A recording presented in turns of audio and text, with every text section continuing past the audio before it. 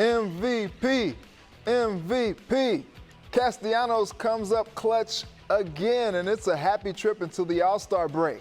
We'll talk about it with Mo Ecker. Plus, I wasn't fine, but I'm just trying to hold in my emotions and accept the fact that he's in a better place now. finding strength in numbers, how the Lawrenceburg community is coming together after the death of a 14-year-old football player. And as Brandy sang once, almost doesn't count. FC Cincinnati had a great opportunity Friday night, but once again came away winless on the West End. Laurel Phaler breaks it down for us. From WCPO 9 Sports, this is Sports of All Sorts.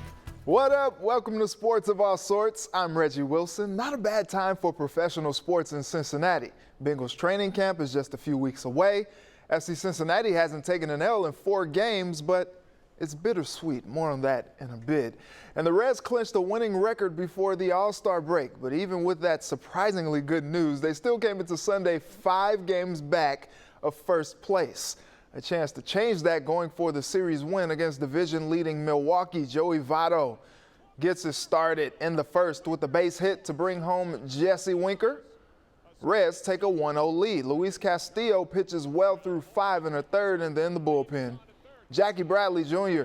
ties the game at 1, and we go to the 9th. Remember Eugenio Suarez hit that home run off Josh Hader last night? Well, today, Hader is like, Gino isn't happy about it being plunked. Karma is real, though, because Nick Castellanos comes up with the bases loaded and delivers. Base knock plates 2 runs, and the Reds go up 3-1.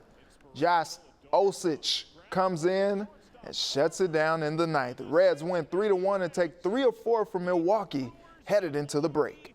And everybody on this team really wants to win, and we're still discovering ourselves as a team and as a group of individuals and what we do and our roles in the team. And the more that we buy into what our individual role is on this team and we continue to thrive and build and learn from the experience of this game, we're just going to get better. So the Reds are a season-high 6 games over 500, and Mo Ecker is flat out giddy about it. Catch him on the airwaves every day on ESPN 1530. Special edition of Car Ride Confessions with Mo. What's your reaction to the Reds taking the series against the Brewers with some momentum headed into the break? I think if you're a Reds fan, you have to be elated with not only the fact that they're 4 games out of first place at the All-Star break, but I think with the way they played this weekend in Milwaukee. They got timely hitting. The defense came up time and again. The starting pitching, for the most part, was very good. And the bullpen was not a total disaster, I guess we could say. They pulled Luis Castillo and gave that bullpen 13 outs to record, and they recorded all of them without Milwaukee scoring a run. And if I would have said to you on Thursday night, after they blew the game in which they had multiple opportunities early to score runs, they lose that game. If I would have said to you, they're going to win 2 games, back-to-back games against the Brewers, in which Josh Hader comes in a tie game, and the Reds get the go-ahead runs against him on both occasions, I think you would have said I'm nuts. I probably am nuts, but I would have been right. The fact that the Reds did that is, to me, nothing short of remarkable. Huge home run last night for Eugenio Suarez, and then Nick Castellanos today did what he's done all season long. I think that adds up to the Reds being in a pretty good spot. You get the Brewers coming here next week, 4 games out of first place at the break, despite all the stuff that's happened that you and I have talked about all year long. I think if you're a Reds fan, you have to feel pretty good. How special is Nick Castellanos this year?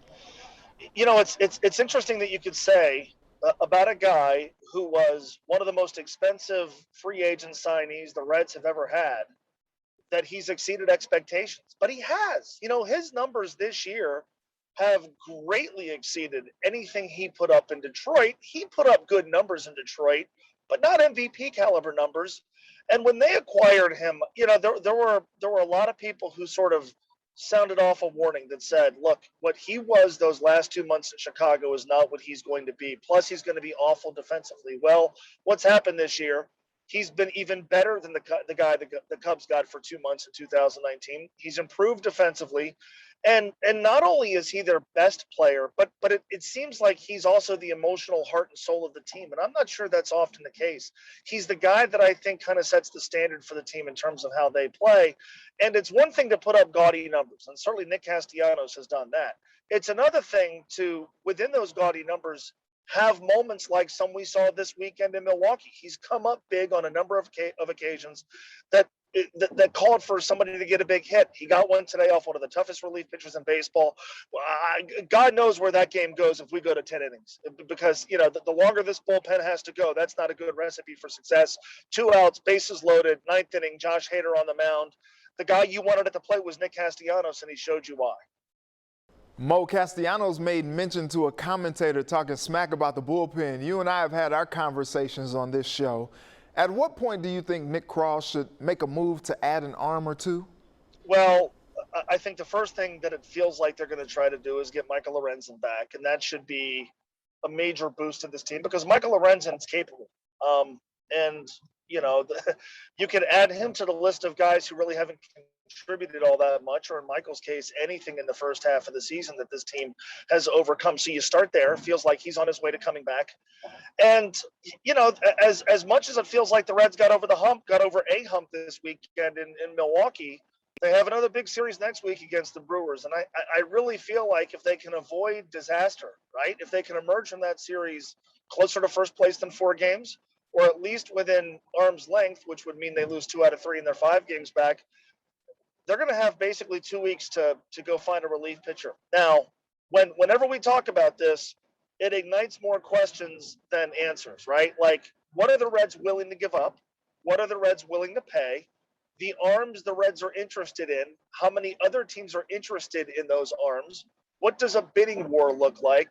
Every team in baseball wants bullpen help. All right, Mo, so how do you see this team coming out and faring in the second half of the season? Well, that series this coming weekend against the Milwaukee Brewers is going to be something that a lot of us have wanted to have in Cincinnati for a very long time. That's a midsummer series with something on the line. I think this team, top to bottom, is in a pretty good spot. The question for me is, are there more games in the second half of the season that they lose that they should have won that the bullpen let get away?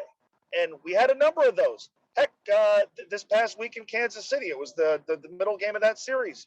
They should have won that game. They're up 6-1. How can this team avoid giving away those types of games? If they can, then I think they're going to be in a pretty good position come September. But 4 games is still a pretty significant number to make up. And the good news is they have a chance 3 more games out of the break against the team that's directly in front of them. Mo, I hope you got all your thoughts out on this car ride confessional. Let's do it again soon. You never know, Reggie. Thanks for having me as always. FC Cincinnati held their own in this year's Hell is Real Derby, but it wasn't enough to get the dub. Coming up, how the Orange and Blue let a golden opportunity get past them once again against the defending champs.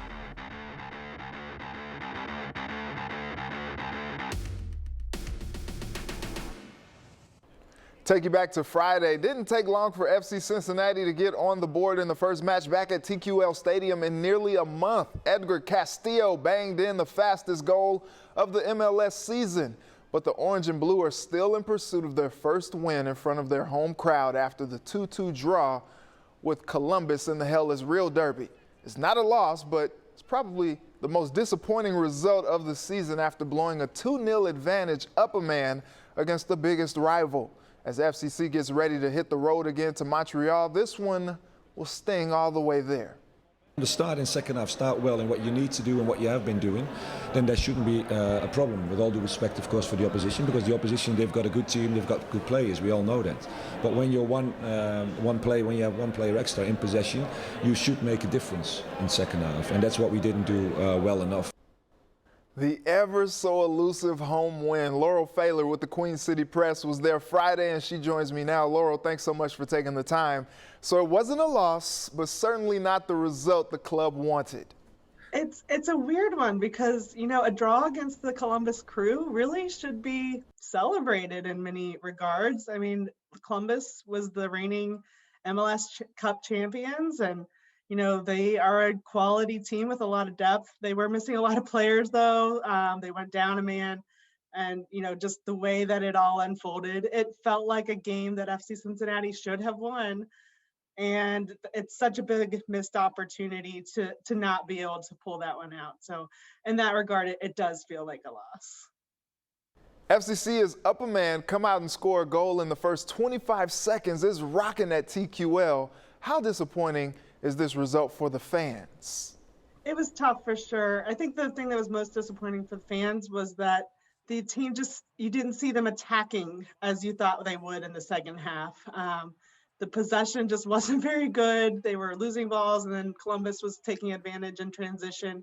And it just felt like they were playing to hold on to that lead instead of really attacking and trying to really punish Columbus for, getting those yellow cards. FC Cincinnati did end up having 6 players on yellow cards. And so that might have impacted, and some of the players and Coach Stom after the game said, that might have made them a little more cautious. But to me, they were up a man. If they get a second yellow, then they're back to even and no harm, no foul, really. So I would have liked to see them attack more. And I think that's what the fans were most disappointed in, was just it didn't feel like they were going for the win at that point. Laurel, back-to-back matches with a draw. Totally different demeanor from Jaap Stam, though. Seemed kind of ticked off Friday. Why do you think that is? Well, I do think there is something there between Caleb Porter and Jaap Stam. Last year they didn't end up shaking hands after a game. Caleb Porter is a difficult coach to go up against. He's very, very confident in what he's doing, makes it known how he feels about his team. And in many ways, he really puts down the opponent. Some of his comments after the game were pretty. I think the fans that saw some of those comments, he basically said, that team should be devastated right now. He was really obviously proud of his comeback, but I think that that played into it. And yeah, it's just, I think tough to, when you go up against a coach like that, it's difficult. Headed on the road again to play Montreal. How does the Orange and Blue get over this one and move on? I actually don't think it's the same for the team at all as it is for the fans.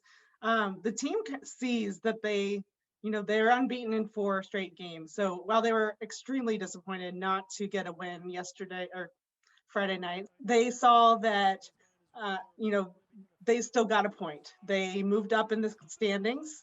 They are used to moving down in the standings or being stuck there at the bottom. So I think they still see it as we're moving in the right direction. Obviously, the next step for them is trying to figure out how to get the wins in situations like that where they really should get the win and don't. So I think it's different for them. They're not looking at this as a step back at all, and they're ready to move on. They know Montreal is a team that they have success against in the past. So they have their first win of the season against them, and they've been successful last year and previous years as well. So I think it'll be a good opportunity for them to just keep it going. Lastly, big picture, what do you feel like is the outlook for the club after 4 straight without a loss?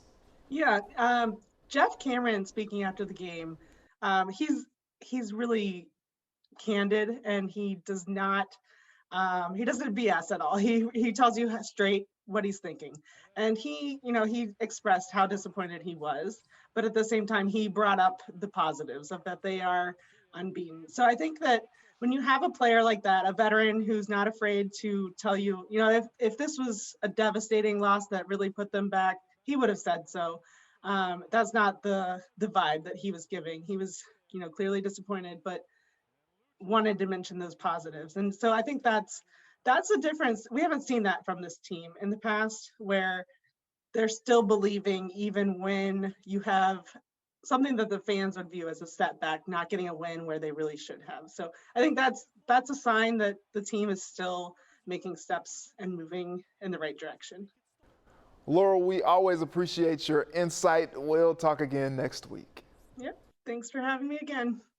So now I want to hear from you. When will FC Cincinnati win their first game at TQL Stadium? Another chance to do it next Wednesday against Atlanta. Let me know when you think it happens. Tweet me at Reggie Wilson TV and make sure to use the hashtag SOAS. Still ahead, see how the Reds Urban Youth Academy is transforming athletes on and off the field.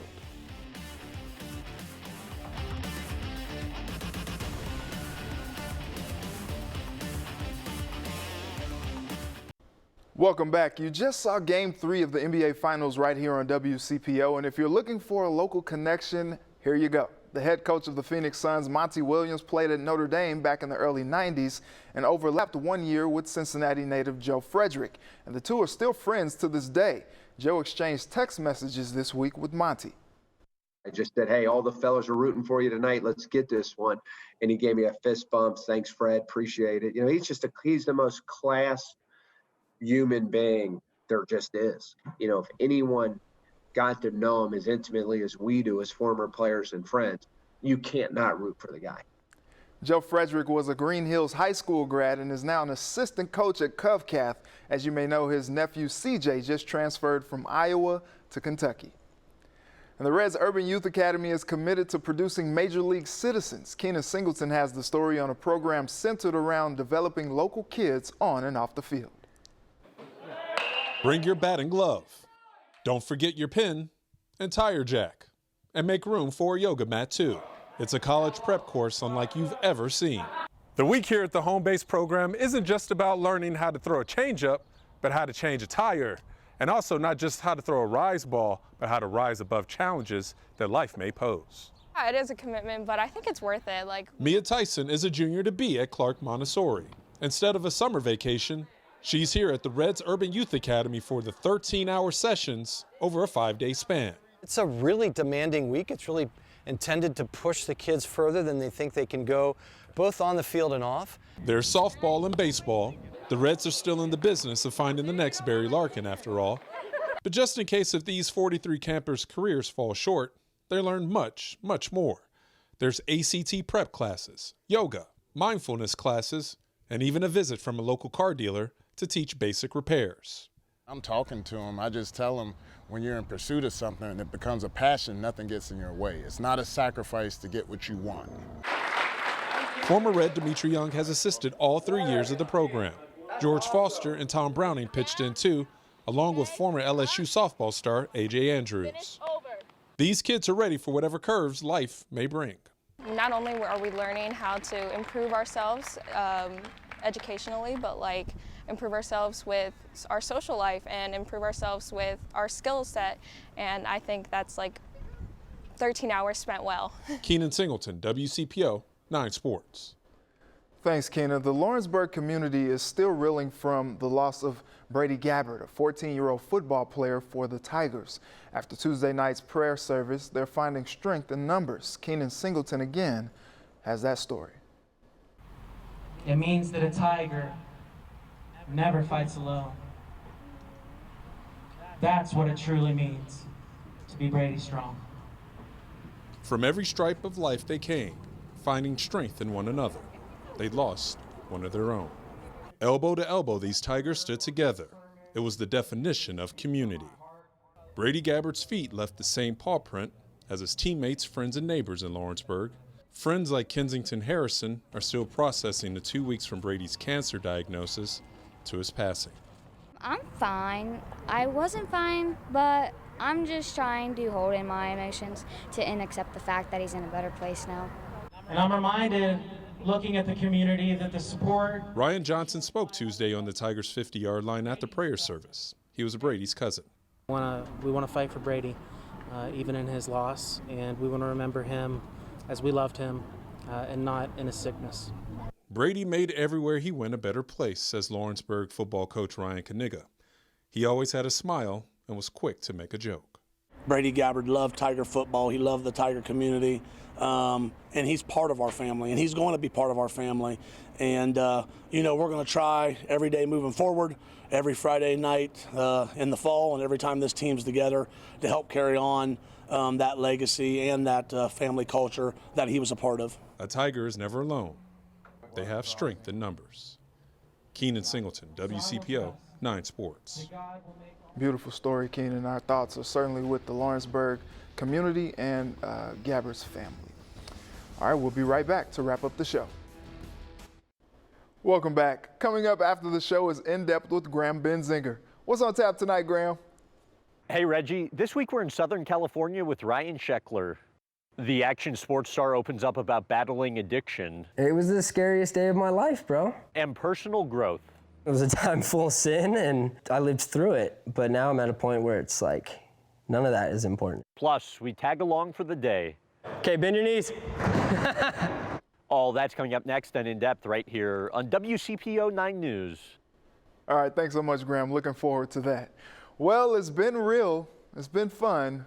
It's been real fun, but we got to go. I'd like to thank my guests, Mo Egger and Laurel Pfahler, for joining me tonight. And thank you to my village who helped me put this all together. Thank you for watching. Let's do it again next Sunday. Until then, have a good night and a very blessed week.